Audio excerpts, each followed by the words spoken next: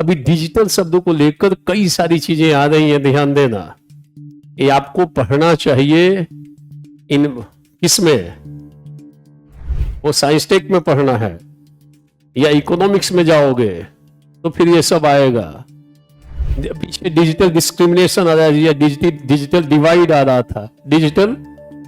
Digital भेदभाव, कौन सा भेदभाव, जो खूब चर्चा में रहा है। डिजिटल डिवाइड, सवाल भी कई जगह बन गए, कई लोगों को ऊपर से निकल गया डिजिटल डिस्क्रिमिनेशन क्या है या डिजिटल डिवाइड क्या है।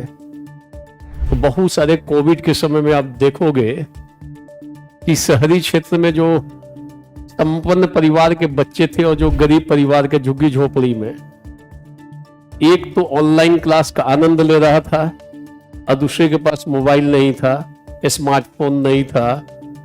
फोन था तो वहां संचार की सुविधा ठीक नहीं थी, तो भेदभाव हो रहा था। कौन सा भेदभाव हो रहा था? नई टाइप का भेदभाव है।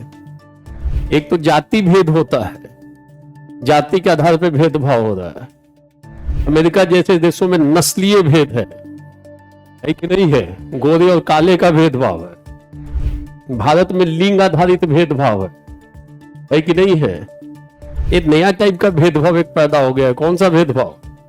यह भी एक अन्याय है। अभी अगर अन्याय आ जाए तो उसमें इसको लिखना पड़ेगा। ये नए टाइप का अन्याय हो रहा है।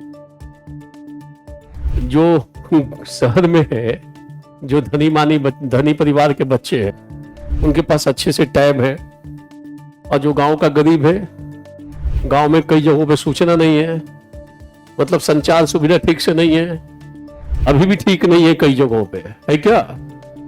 गांव से निकल के पेड़ पे चढ़ना पड़ता है, किसी के बिल्डिंग पे चढ़ना पड़ता है, तो टावर काम करता अभी भी है कि नहीं है? तो भेदभाव हो रहा है कि नहीं हो रहा है? कौन सा भेदभाव है ये? यह भी अन्याय का एक रूप है।